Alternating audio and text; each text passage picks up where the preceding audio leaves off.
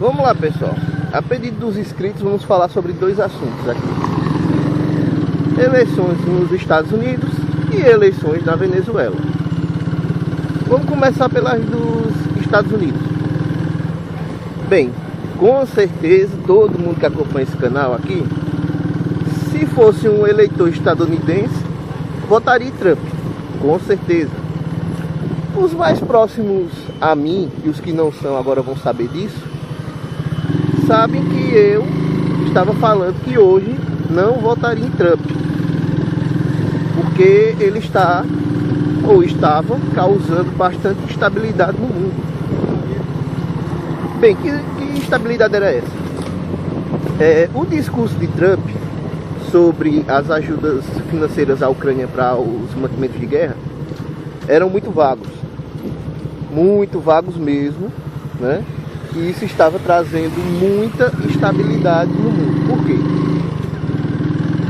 Os Estados Unidos é a potência hegemônica atual e o país de longe militarmente mais poderoso do mundo e com mais aliados.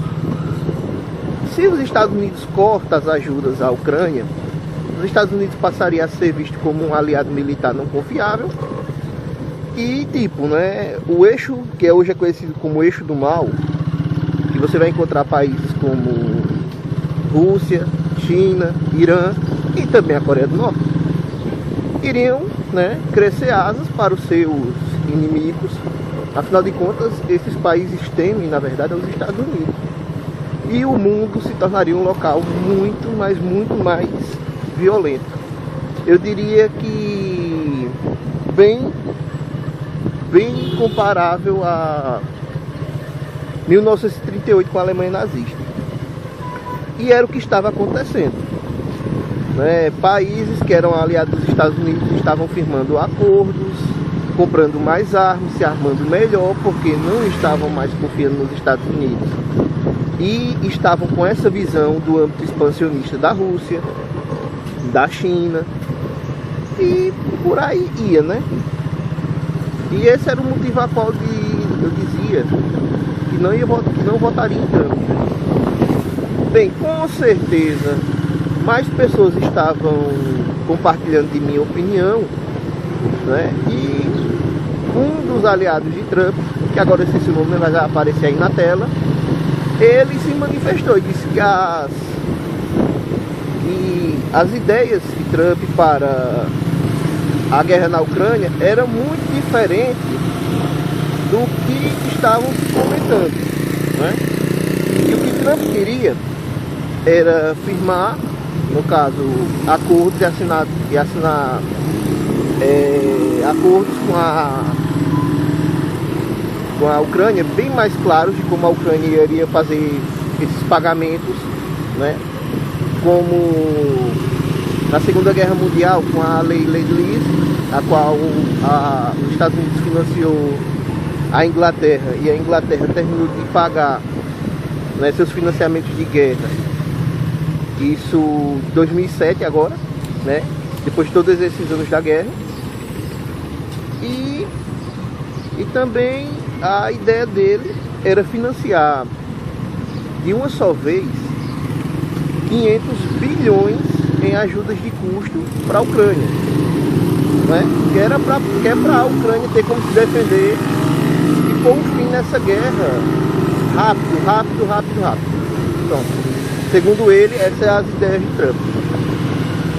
Bem, né, tem muitos dados nos discursos de Trump que dava a entender isso. Ele falava realmente que os contratos não eram claros, como a Ucrânia iriam pagar aos Estados Unidos. Ele reclamava muito disso.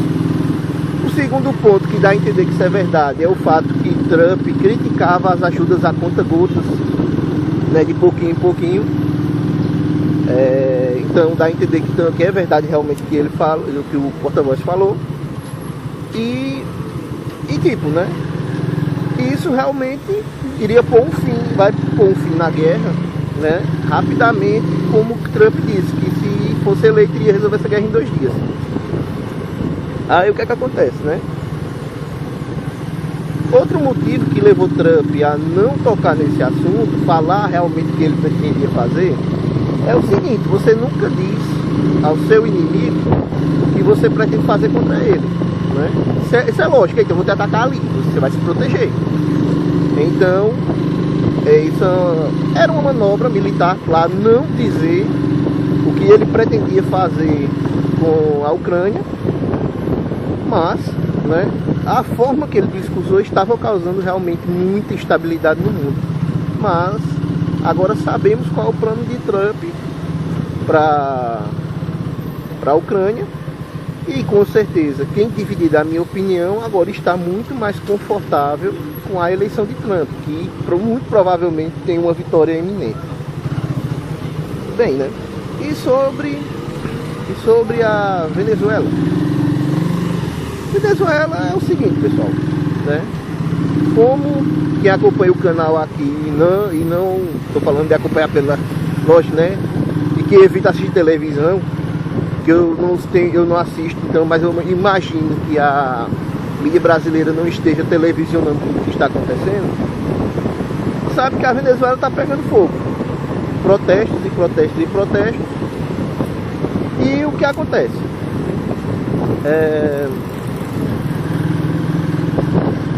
Tem provas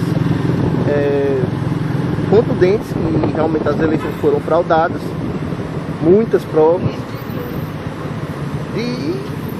de forma que a maioria, né, dos países do mundo não aceitou a vitória de Maduro. Aí o que é que acontece, né? Esses protestos pouco irão adiantar, né? Quais são os quadros que podem acontecer? O Maduro vai matar muita gente, e o povo vai baixar a cabeça, ou se o povo estiver disposto a morrer mesmo pelo seu país, em dado momento Maduro vai ver que não vai ter para onde correr e vai abandonar o país, fugir do país para algum país aliado dele, com a sua família e os principais generais do exército, pois o exército é totalmente equiparado ao governo de Maduro. O que é que acontece? Pouca gente sabe disso, mas Maduro é um dos maiores narcotraficantes da atualidade. Ele fabrica e envia para os Estados Unidos toneladas e toneladas de cocaína. Maduro, para prender o exército à sua vontade, entregou todo o processo de fabricação dessas drogas aos seus generais. E os seus generais cuidam desse processo, ganham milhões e milhões de dólares todos os meses com a venda de cocaína. Aí o que é que acontece? Bem, se Maduro perde o poder, esses generais irão deixar de ganhar milhões e milhões de dólares todos os meses. E segundo, Maduro tem a cabeça a prêmio, né, pelos Estados Unidos do tráfico de droga por 15 milhões de dólares. E o alto comando dos seus comandantes do exército também tem prêmios de milhões de dólares para quem entregar a eles.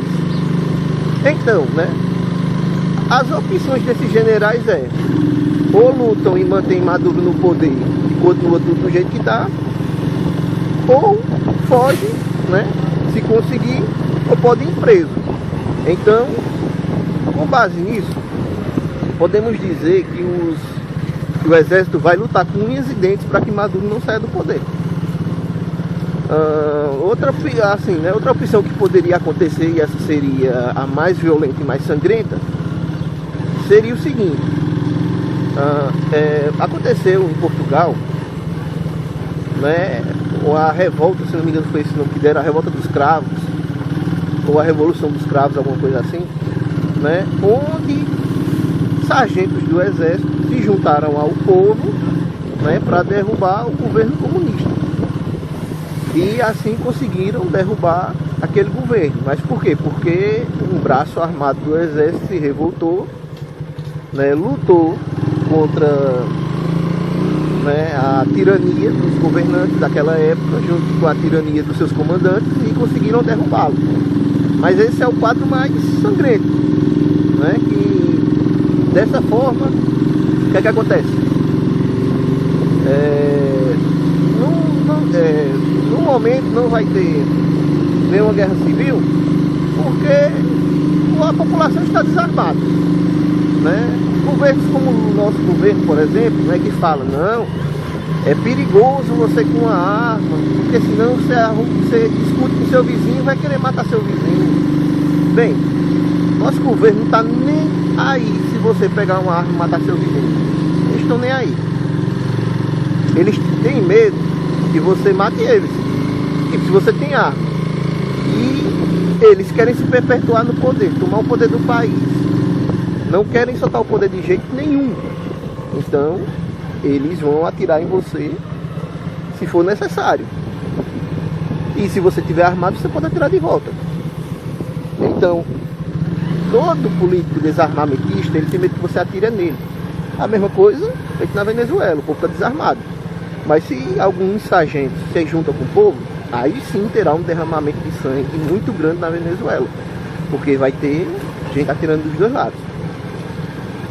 Bem, esses são os quadros que podem acontecer na Venezuela. O mais provável, Maduro matar muita gente, ficar por isso mesmo. Maduro ver que não tem jeito e fugir com seus comandantes, que seria o melhor quadro para a população venezuelana. E o pior quadro, que é os sargentos do exército, né, no caso soldados de menor escalão, se juntar com o povo e aí sim começar uma guerra civil. É isso aí, pessoal. Esse é o vídeo de hoje, ficou um pouco lento, afinal de contas foram dois assuntos. Mas falou, galera, até a próxima.